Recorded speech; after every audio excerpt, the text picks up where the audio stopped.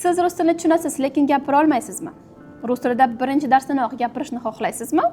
U holatda bu videoni oxirigacha ko'ring va men sizga eng sara metodlarni tushuntiraman va rus tilida birinchi darsdanoq gapirishni o'rgataman. Agarda siz videoni oxirigacha ko'rsangiz, aynan siz uchun 500 ming so'mga sotilgan film va qo'shiq orqali rus tili kursini mutlaqo bepul beraman. Undan tashqari, rus tilida eng kerakli 500 ta frazani audio formatda ham sizga jo'nataman. Men Nadiya Mubinovna 9 yil tajribaga ega rus tili ekspertiman. Bu yillar ichida o'zimning onlayn maktabimga asos solganman va hozir ham onlayn maktabimda ishlab boryapman. Men bilan birga o'ndan ortiq ekspertlar ham ishlaydi. Meni metodikam orqali minglab o'quvchilarim birinchi darsdanoq gapirishni boshlashgan va aynan shu metodikani siz bilan ulashaman. Bugungi videoda nimaga siz tushunasiz, lekin gapira olmaysiz, aynan shu savolga javob berishga harakat qilaman. Siz filmlar ko'rasiz, qo'shiqlar tinglaysiz, odamlar gapirganda hammasini tushunasiz. Lekin sizga kimdir rus tilida savol berganda, sizning tilingiz aylanmay qoladi. Nima uchun? Miyada ikki xil jarayon bor. Birinchisi input, ma'lumotni olish, ikkinchisi esa output, ma'lumotni berish. Ma'lumotni olganda siz tinglaysiz, yangi so'zlarni o'rganasiz, musiqalarni eshitasiz va miyangizda saqlaysiz. Output esa bu ma'lumotni chiqarib berish. Bu amaliyot qilish, gapirish va yozish. Gap shundaki, siz har safar faqat o'qib, faqat grammatik mavzularni bajarib, diktantlar yozib va kitob o'qisangiz, bu holatda siz hech qachon gapirishni boshlamaysiz. Gapirishni boshlash uchun biz birinchi qadamimiz bu amaliyotga o'tish. Hozir men sizga bir misol keltiraman. Mashina minishdan oldin siz yuzlab, minglab kitob o'qishingiz mumkin, lekin siz hech qachon mashina minib keta olmaysiz, chunki sizda amaliyot yo'q. Suzishda ham xuddi shunday. Suzish haqida siz ko'plab kitoblar, qo'llanmalar o'qishingiz mumkin, lekin siz hech qachon basseynga tushib, suzib keta olmaysiz. Til o'rganishda ham xuddi shunaqa. Til o'rganish bu bilim emas, bu ko'nikma va ko'nikmani biz har safar praktika, amaliyotda qo'llashimiz kerak. Endi esa sizlar bilan so'zlarni eslab qolish metodikasini ko'rib chiqamiz. Nega maktabda yillar davomida o'rganib kelgan metodikamiz ishlamagan? Bizni maktabda noto'g'ri metod orqali rus tilini o'rgatishgan. Qani eslaylik, qanday qilib biz so'zlarni yodlar edik? Biz so'zlarni ikkita jadvalga yozar edik, bu yerda o'zbek tilida, bu yerda esa rus tili va bu so'zlarni kuniga 50 ta, 30 ta, balki 20 ta qilib yodlar edik. Lekin bu so'zlar bizga hech qanaqa foyda bermas edi, chunki bu so'zlarni qachon va qaysi holatda qo'llanishini biz bilmaymiz. Eng samarali usul so'zlarni ibora bilan yodlash, o'zgartirib yodlash. Mana shu holatda sizning miyangiz ma'lumotni yaxshiroq qabul qiladi. Bir misol keltiraman. Shahar so'zini o'rniga город, shahar, город deb yodlashni o'rniga siz я живу в городе. Men shaharda yashayman. Yoki мой любимый город это Tashkent. Mening sevimli shahrim bu Tashkent. Shunday qilib, tayyor iboralar orqali o'rgansangiz, miyangiz ma'lumotni yaxshiroq qabul qiladi. So'zlarni yodlaganda ikkinchi xato. So'zlarni mavzulashtirilmagan, tog'dan, bog'dan qilib yodlasangiz ham yaxshi esingizda qolmaydi. Eng zo'r usul so'zlarni yodlashdan oldin buni mavzulashtirish. Misol uchun, bugun shahar haqida yodlaysiz, ertaga bank mavzusida, indinga bolnitsa mavzusida. Shu so'zlarni yodlab bo'lganingizdan so'ng kichkina matn tuzishga harakat qilishingiz kerak. To'g'ri, xato tuzishingiz mumkin, lekin gapirishni boshlash uchun 100% to'g'ri gapirish shart emas. Praktika bo'lib, xatolarni o'zgartirishni va xatolarni to'g'rilashni o'rganasiz. So'zlarni samarali yodlashning uchinchi usuli bu shadowing usuli. Birinchidan siz aksentdan xalos bo'lasiz, ikkinchidan esa so'zlarni oson o'rganasiz. Shadowing usulda sizga kerak bo'ladi video yoki qo'shiq yoki film tinglaysiz va xuddi shu ohangda qaytarishingiz kerak bo'ladi. Shu metod orqali siz aksentsiz gapirishni o'rganasiz va o'zingizga ishonch bilan gapirishni o'rganasiz. Mana endi darsimizni asosiy qismiga o'tdik. Bu qismni boshlashdan oldin sizga maslahatim daftar va ruchka olish. Chunki bu qismda siz juda ham ko'p foydali ma'lumotlarga ega bo'lasiz.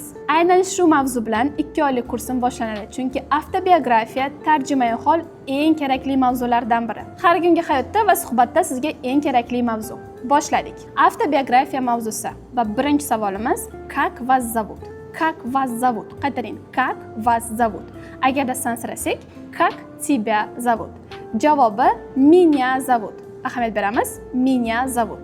Меня зовут Nargiza, меня зовут Ahmad, меня зовут Madina. Ikkinchi savolimiz как ваша фамилия? Как ваша фамилияga javob berganimizda o'g'il bolalar ham, qiz bolalar ham моя фамилия Ahmedova, моя фамилия Ahmedov Moya familiya Husanova va moya familiya Husanov. Uchinchisi va uchinchisida ko'pchilik xato qiladi va bu как ваше отчество. Qaytarishga harakat qiling. Как ваше отчество. Sizning sharifingiz nima? Javobi moyo отчество. Qanday qilib rus tilida sharif hosil bo'ladi, shuni hozir ko'rib chiqamiz. O'g'il bolalari uchun Vich, misol uchun Hasanovich, Ahmedovich. Qizlar uchun Vna, misol uchun Hasanovna, Ahmedovna. Endi esa o'zingizni ismingizni, familiyangizni va sharifingizni kommentariyaga yozib qoldiring. Меня зовут Nargiza, moya familiya Ahmedova, moyo отчество Hasanovna. Davom etamiz. Tug'ilgan yilimizni aytishni o'rganamiz. Savoli: В каком году вы родились? Nechinchi yilda siz tug'ildingiz? В каком году ты родился? Nechinchi yilda sen tug'ilgansan? Bu yerda родиться fe'li tug'ilmoq. Erkaklar boshqacha aytadi, qizlar esa boshqacha. Родился мужской род uchun, родилась женский род uchun. Ahamiyat beramiz. Родился, родилась. Иван родился. Наташа родилась. Ahmad родился. Nigina родилась. Buni aytganimizdan keyin yilni aytishimiz kerak. Bu yerda sizlarga bir nechta yillarni misol qilib qoldiraman. O'zingizni yilingizni bemalol aytib, o'zingizni yilingizni bemalol qo'llashingiz uchun. Yillarni aytish uchun bizga tartib son kerak. Tartib sonlar bu: 1, 2, 3, 4, 5. 1 birinchi, 2 ikkinchi, 3 uchinchi, 4 to'rtinchi, 5 beshinchi. Agarda siz 2005-yilda tug'ilgan bo'lsangiz, siz tartib sonni o'zgartirasiz. 5-tomga o'zgaradi, chunki siz 5-yilda tug'ilgansiz. 5-tom году. 2005-yilda tug'ilgan bo'lsangiz, siz aytasiz, o'g'il bola bo'lsangiz, я родился в 2005 году. Agarda ayol kishi bo'lsa, я родилась в 2005 году. Xuddi shunday qilib qolgan raqamlarni qo'yib ketsangiz bo'ladi. 2001 bo'lsa в 2001 году. 2002 bo'lsa в 2002 году. 2008 bo'lsa в 2008 году. Я родился в 2008 году. Bu men 2008 yilda tug'ilganman degani. Bu esa xato. Qani o'zlaring nechinchi yilda tug'ilgansizlar? Shuni yozib qoldiringlar. Я родился o'g'il bolalar uchun, я родилась qizlar uchun. Когда ваш день рождения? Sizning tug'ilgan kuningiz qachon? Мой день рождения. Albatta мой день рождения. Ko'pchilik xato qiladi. Моя день рождения deydi, lekin bu xato. Мой день рождения. Qanday qilib sanani aytishni sizga o'rgataman. Bu uchun ham bizga tartib son kerak bo'ladi. 5-oktyabrda bu holatda yana bizga tartib son kerak. 5 sana bo'lganligi uchun, yil bo'lmaganligi uchun 5 октября. Albatta oyni ham o'zgartiramiz. Октября, ноября, декабря. 6-yanvarda bo'lsa 6 yanvarya. 11-martda bo'lsa, mart мягкий знак yo'q, shuning uchun marta. 11 marta. Когда ваш день рождения? Sizning tug'ilgan kuningiz qachon? Albatta kommentariyaga yozib qoldiring va aktiv bo'ling. Мой день рождения 25 ноября. Keyingi savolimiz: Сколько тебе лет? Sening yoshing nechida? Yoki сколько вам лет?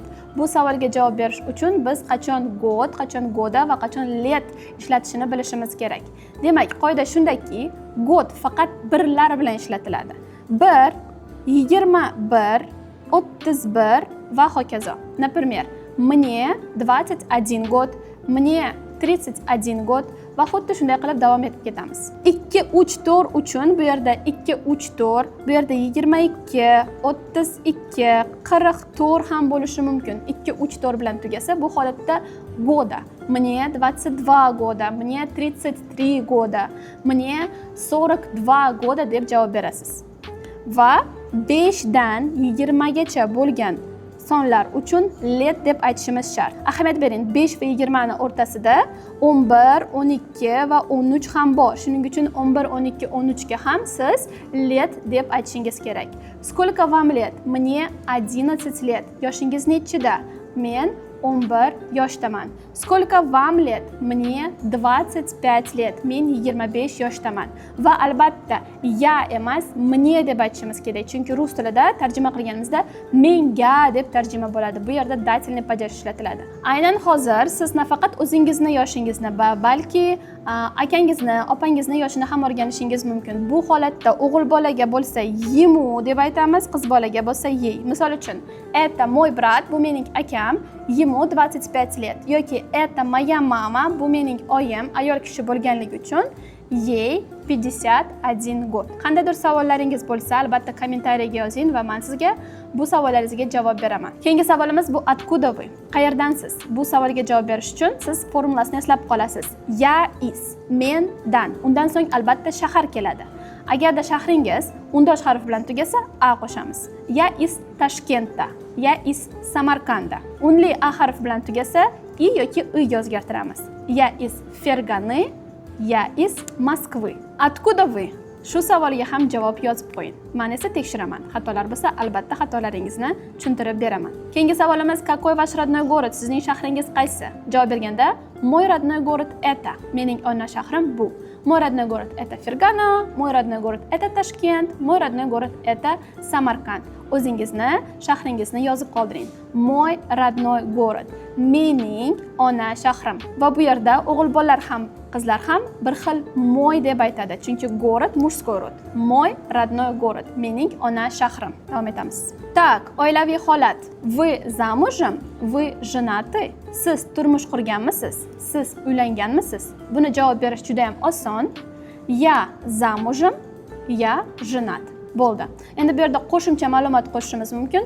Уже 5 лет. 5 yildan beri yoki уже 2 года. Biz o'tgan mavzuni ishlating. 1ga год, 2-3-4ga года, 5dan 20gacha let. Вы замужем? Siz turmushga chiqqanmisiz? Javob berishga harakat qiling. Keyingi savolimiz вы работаете или учитесь? Bu savolga javob berish uchun siz eslab qolishingiz kerak. Я работаю, men ishlayman. Я не работаю, men ishlamayman. Я учусь, men o'qiyman. Я не учусь, men o'qimayman. Va albatta da qo'shimchasini qo'llashimiz kerak. So'zni boshiga v qo'yamiz. Например, в школе. Я работаю в школе. Yoki я работаю в банке. Я учусь в университете. Sizga savolim. Вы работаете или учитесь? Siz ishlaysizmi yoki o'qiysizmi? Sevimli mashg'ulot, hobbi. Bu savolga javob berish uchun siz faqat so'zlarning tarjimasini eslab qolasiz va kerakli konstruksiya. Moё hobbi это. Moё hobbi это yoki я люблю. Men yaxshi ko'raman.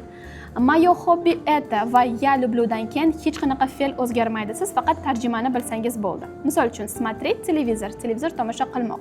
Слушать музыку, musiqa tinglamoq. Играть компьютерные игры. Kompyuter o'yinlarini o'ynamoq. Shu holatda sizning javobingiz moё hobbi это играть в компьютерные игры. Или я люблю играть в футбол. Ответьте на вопрос. Savolga javob bering. Какое у вас хобби? Sizning hobbingiz nima? Albatta javobni yozing. Mana hozir sizga namunani qoldirdim. Shu namuna orqali o'zingizni avtobiografiyangizni tuzishingiz mumkin. Albatta men bergan ma'lumotlarni ishlatib. Bu tayyor namuna faqat ismlaringizni, familiyalaringizni, uylanganmisiz, maktabda o'qiysizmi, ishlaysizmi, necha yoshdasiz, bularni to'ldirganingizdan so'ng bo'ldi, unutdim emas. Albatta buni gapirishingiz kerak. Bugun gapiring, bir haftadan so'ng takrorlang va bir oydan so'ng takrorlang. Shu holatda avtobiografiya mavzusini hech qachon unutmaysiz. Aynan meni o'quvchilarim birinchi darsdanoq gapirishni boshlashadi. Chunki birinchi darsdanoq har bir formulalarni beraman, har xil mavzularni beraman. Mavzularni yaxshi o'zlashtirish uchun bot testni ham beraman. Shu holatda o'quvchilarim tez va oson o'rganishadi. So'zlarni yodlashga ko'p vaqt sarflashmaydi, grammatikani o'rganishga ko'p vaqt sarflashmaydi. Ular birinchi darsdanoq gapirishni boshlashadi. Hozir esa shu o'quvchilarimdan kelgan SMSlarni sizlar bilan bo'lishaman. 2 oy oldin menga Sardor degan o'quvchi kelgan edi. Oldin ham kurslarda o'qigan, lekin u kurslarda faqat grammatika, faqat yozma vazifalarni bajarishgan va bu kurs uni qoniqtirmagan. Undan so'ng meni oldimga kelgan va birinchi darsdanoq gapirishni boshlagan, chunki unga to'g'ri metodika ishlatganman. Hozir esa Sardor rus tilida bemalol gaplasha oladi. Qo'shimchasiga yaxshi maosh bilan yangi ishga kirdi. Misol uchun Mashhura kursimga yozilishdan oldin davlat poliklinikasida ishlardi. Lekin 2 oylik kursimni bitirib, Instagramini rus tilida va o'zbek tilida yuritishni boshladi va ko'proq klientlarni, ko'proq patsientlarni jalb qilishni boshladi. Bu degani oylik daromadi anchaga oshdi. Guli o'quvchimning onlayn magazini bor edi. Lekin ko'p klientlar rus tilida yozganligi uchun bu klientlarga o'z tovarlarini sota olmas edi. 2 oydan keyin natijasi shunda bo'ldiki, u rus tilida bemalol javob bera oladi, bemalol dialog tuza oladi va o'z tovarlarini ko'p odamlarga sota oladi. Va bunday o'quvchilarim juda ham ko'p. Aynan meni kursimda siz 2 oyda bemalol gaplashishingiz mumkin. Chunki kursimda eng kerakli va eng samarali metodlarni ishlataman. Nimaga aynan meni kursimni tanlashingiz kerak? Chunki meni kursimda haftada 5 marotaba jonli dars bo'ladi. Har bir o'quvchi bilan alohida savol-javob bo'ladi. Bu degani siz xohlaysizmi, xohlamaysizmi gapirishga majbur bo'lasiz. Bundan tashqari kurator nazorati Telegramda ham bo'ladi. Telegramda ham darslar bo'ladi. Telegramda savollar jo'natiladi. Bu savollarga siz alohida javob berasiz va kurator har bir audiolarni tinglab chiqadi va sizning talaffuzingizni, gap tuzishingizni hammasini tekshirib oladi. Kursimiz 2 oy davom etadi va kursimizda 7 ta modul bor. Birinchisi, to'g'ri o'rganish asoslari.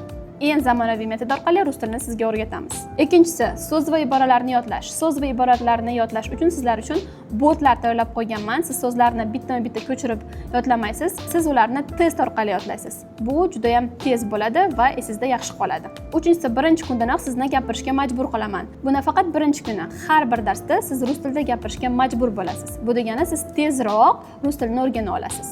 Pajajlarni va fe'llarni mnemotexnika orqali o'rgataman. Bu oson usul va bu usulda o'rgangan qoidalaringiz hech qachon esingizdan chiqmaydi. Kundalikda kerak bo'ladigan iboralarni hammasini sizga jo'nataman va har birini alohida savol-javob qilib so'rab olaman. Bu bizning keyingi modulimiz.